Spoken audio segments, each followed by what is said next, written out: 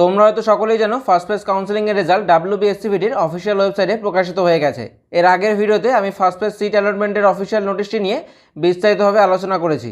সেই ভিডিওতেই আমি বলেছিলাম অটো আপগ্রেডেশনের বিষয়টি নিয়ে সেপারেট একটি ভিডিওতে আমি তোমাদের সাথে বিস্তারিতভাবে আলোচনা করব। আমার মনে হয়েছিল যে এই বিষয়টা নিয়ে তোমাদের সাথে সেপারেট একটি ভিডিওতে আলোচনা করা উচিত, সেই কারণেই এই ভিডিওটি তৈরি করা। অফিসিয়াল নোটিশটি পড়ে এবং হেল্প ডেস্কে কথা বলে যতদূর আমার মনে হলো এই বছর অটো আপগ্রেডেশনের প্রসেসটা একটু আলাদা। তবে কি আলাদা সেটা জানার আগে অটো আপগ্রেডেশনের বিষয়টা কি সেটা একবার দেখে নেওয়া যাক। তোমায় বোঝানোর জন্য এখানে আমি চয়েস ফিলিংয়ের লিস্টটা ওপেন করে নিয়েছি এবং ধরো এটি তোমারই চয়েস ফিলিংয়ের লিস্ট। আজ যে ফার্স্ট ফেজ কাউন্সেলিংয়ের রেজাল্ট প্রকাশিত হলো, এই রেজাল্টে ধরো তোমার চয়েস ফিলিং থেকে 8 নম্বর চয়েসটিকে অ্যালট করা হয়েছে। কিন্তু তোমার মনে হচ্ছে তুমি যদি 1 থেকে 3 পর্যন্ত যে সমস্ত চয়েসগুলি রয়েছে তুমি যদি তার মধ্যে থেকে কোনো একটি ট্রেড পেতে তাহলে খুব ভালো হতো। অটো আপগ্রেডেশনের ক্ষেত্রে কি হয়, ফার্স্ট পেজে তুমি যে ট্রেডটি পেয়েছো এক্ষেত্রে যেমন তুমি 8 নম্বরে থাকা ট্রেডটি পেয়েছো, তার আগে অর্থাৎ 1 থেকে 7 পর্যন্ত যে সকল ট্রেডগুলো রয়েছে তার মধ্যে থেকে কোনো একটি সেকেন্ড ফেজ কাউন্সেলিংয়ে পাওয়ার আশা থাকে। আবার অনেক সময় কি হয়, ফার্স্ট ফেজে তুমি যেই ট্রেডটি পেয়েছো সেকেন্ড ফেজেও তোমার সেই ট্রেডটি পুনরায় অ্যালট করা হয়। তোমার সব থেকে বেশি পছন্দের অর্থাৎ 1 থেকে 3 পর্যন্ত থাকা ট্রেডগুলোকে পাওয়ার জন্য তুমি অটো আপগ্রেডেশনের জন্য অ্যাপ্লাই করলে। এরপর সেকেন্ড কাউন্সেলিং রেজাল্ট যখন প্রকাশিত হলো তখন 6 নম্বরে তুমি যে ট্রেডটি চয়েস করেছিলে তুমি দেখলে সেটি তোমায় অ্যালট করা হয়েছে। তাই সেকেন্ড ফেজেও তোমার 1 থেকে 3 পর্যন্ত দেওয়া পছন্দের ট্রেডগুলি পাওয়া হলো না। যেহেতু প্রতিটা ফেজেই অটো আপগ্রেডেশনের ফ্যাসিলিটি রয়েছে, তাই চাইলে তুমি আবারও 1 থেকে 3 পর্যন্ত দেওয়া চয়েসগুলির মধ্যে থেকে যে কোনো একটিকে পাওয়ার আশায় অটো আপগ্রেডেশনের জন্য অ্যাপ্লাই করতে পারো।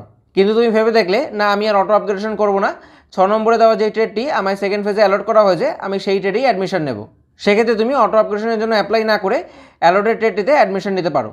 ধরো তোমার র্যাঙ্ক খুব ভালো হয়েছে এবং ফার্স্ট ফেজ কাউন্সেলিংয়ে তুমি প্রথম যে ট্রেডটি চয়েস করেছিলে সেটিই তোমায় অ্যালট করা হয়েছে। সেক্ষেত্রে কিন্তু তোমায় এই ট্রেডটিতেই অ্যাডমিশন নিতে হবে, তুমি কিন্তু আর অটো আপগ্রেডেশন করতে পারবে না, কারণ এটিই তোমার প্রথম ট্রেড, এর আগে কোনো ট্রেড কিন্তু আর নেই। অফিসিয়াল নোটিশের 4 নম্বর পয়েন্টে এই কথাটাই বলা হয়েছিল, candidates who will be allotted the first choice seat will not get any opportunity of auto upgradation. অর্থাৎ তোমার ফার্স্ট চয়েসে যে সিটটি রয়েছে সেটিতে যদি তুমি অ্যালোটেড হও সেক্ষেত্রে তুমি অটো আপগ্রেডেশনের অপরচুনিটি আর পাবে না। তাহলে অটো আপগ্রেডেশনের মূল বিষয় ছিল এটি। আশা করি তুমি বুঝতে পেরেছো। আর এখনও যদি তুমি বুঝতে না পারো তাহলে আমি তো আছি, অবশ্যই নিচে আমায় কমেন্ট করে জানিও যে তুমি কোথায় বুঝতে পারোনি। এইবার আমি এই বছর অটো আপগ্রেডেশনের প্রসেসটাকে কেন একটু আলাদা বললাম আগের বছরগুলির তুলনায় সেইটা নিয়ে একটু কথা বলবো। আগের বছরগুলিতে ফার্স্ট পেজের রেজাল্ট প্রকাশিত হওয়ার পর সেখানে একটি অপশন দেওয়া হতো click here for auto upgradation. সেখানে ক্লিক করলে অটো আপগ্রেডেশনের জন্য অ্যালাউ করে দেওয়া হতো। তবে এবছর সম্পূর্ণ নোটিশটি পড়ে এবং হেল্প ডেস্কে কথা বলে আমি যতদূর বুঝলাম, দেখো এখানে লেখা রয়েছে candidates willing to opt for auto upgradation need to be admitted in the allotted trade. অর্থাৎ তুমি যদি অটো আপগ্রেডেশন নিতে চাও তাহলে তোমায় অ্যালোটেড ট্রেডে অ্যাডমিশন নিতে হবে। If he or she is not admitted in the allotted trade no auto upgradation will be allowed. যদি তুমি অ্যালোটেড ট্রেডে অ্যাডমিশন না নাও সেক্ষেত্রে অটো আপগ্রেডেশনের জন্য তোমায় অ্যালাউ করা হবে না। হেল্প ডেস্ক থেকেও এই বিষয়টা নিয়ে যেমনটা আমায় বললো, তুমি তোমার অ্যালোটেড ট্রেডে নির্দিষ্ট ফিস পেমেন্ট করে অ্যাডমিশন নিলে এবং তারপর অটো আপগ্রেডেশনের জন্য অ্যাপ্লাই করলে। সেকেন্ড ফেজে ধরো তুমি অন্য আইটিআইতে চান্স পেলে সেক্ষেত্রে দ্বিতীয়বার আর তোমায় অ্যাডমিশন ফিস পেমেন্ট করতে হবে না। যতটা নোটিশ পড়ে ও হেল্প ডেস্কে কথা বলে আমি বুঝতে পেরেছি ততটা আমি তোমার সাথে এই ভিডিওতে শেয়ার করলাম।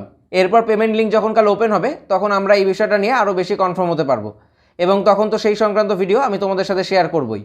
আশা করি অটো আপগ্রেডেশনের বিষয়টা তোমরা বুঝতে পেরেছো এবং পরবর্তী যে বিষয়টা আমি বললাম অর্থাৎ ফিস পেমেন্টের বিষয়টা, এটা নিয়ে কাল তুমি শিওর হও বা আজকে তোমার সাথে আমি একটু জাস্ট কথা বলে রাখলাম, যতটা আমি বুঝতে পেরেছি নোটিশ পড়ে সেটুকুই। আশা করি ভিডিওটা তোমার কাছে হেল্পফুল হবে। ভিডিওটা যদি তোমার কাছে ভালো লাগে তাহলে অবশ্যই ভিডিওটা লাইক করো, তোমার বন্ধুবান্ধবের সাথে ভিডিওটা শেয়ার করো এবং তুমি যদি এই চ্যানেলে নতুন হয়ে থাকো তাহলে ITI related information, job vacancies এবং গভর্নমেন্ট জব ভ্যাকান্সিস সংক্রান্ত পরবর্তী সমস্ত আপডেটস পাওয়ার জন্য অবশ্যই চ্যানেলটিকে সাবস্ক্রাইব করো। Thank you.